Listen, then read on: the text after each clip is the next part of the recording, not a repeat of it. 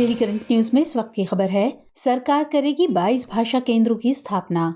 केंद्र सरकार द्वारा 22 भाषा केंद्रों की स्थापना का निर्णय लिया गया है। ये भाषा केंद्र संविधान की 8वीं अनुसूची में शामिल 22 भाषाओं में से प्रत्येक हेतु अध्ययन सामग्री और पाठ्यक्रम तैयार करने के लिए स्थापित किए जाएंगे। इनका उद्देश्य भारतीय भाषाओं में पर्याप्त अध्ययन सामग्री तैयार करना है। इन केंद्रों की स्थापना केंद्रीय शिक्षा मंत्रालय की भारतीय ज्ञान प्रणाली यानी IKS पहल के तहत की जाएगी। ये भाषा केंद्र राष्ट्रीय शिक्षा नीति यानी NEP 2020 के अनुरूप होंगे।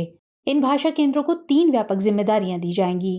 पहला, ये IKS से संबंधित साहित्य और उनकी निर्दिष्ट भाषाओं में उपलब्ध पांडुलिपियों के 100 से 200 पृष्ठों की छोटी पुस्तिकाएं तैयार करेंगे और इन कार्यों का संस्कृत और अंग्रेजी में अनुवाद भी किया जाएगा। दूसरा कार्य निर्दिष्ट भारतीय भाषाओं को आधुनिक विज्ञान और सामाजिक मॉडल से समृद्ध करना होगा, जबकि तीसरा कार्य स्नातक स्तर पर पाठ्यक्रम विकसित करना होगा, जिसके तहत प्रत्येक केंद्र स्नातक स्तर पर अपनी भाषा में कम से कम एक पाठ्यक्रम विकसित करेगा जो उच्च शिक्षा संस्थानों में पढ़ाया जाएगा।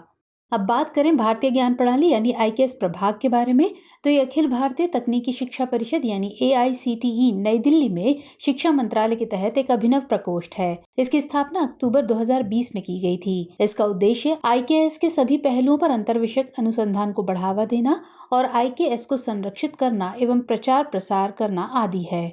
अब बात करें भारतीय संविधान की 8वीं अनुसूची की, तो संविधान की 8वीं अनुसूची भारतीय भाषाओं से संबंधित है। इसमें भारत की आधिकारिक भाषाओं को सूचीबद्ध किया गया है। भारतीय संविधान के भाग 17 में अनुच्छेद 343 से 351 तक शामिल अनुच्छेद आधिकारिक भाषाओं से संबंधित है।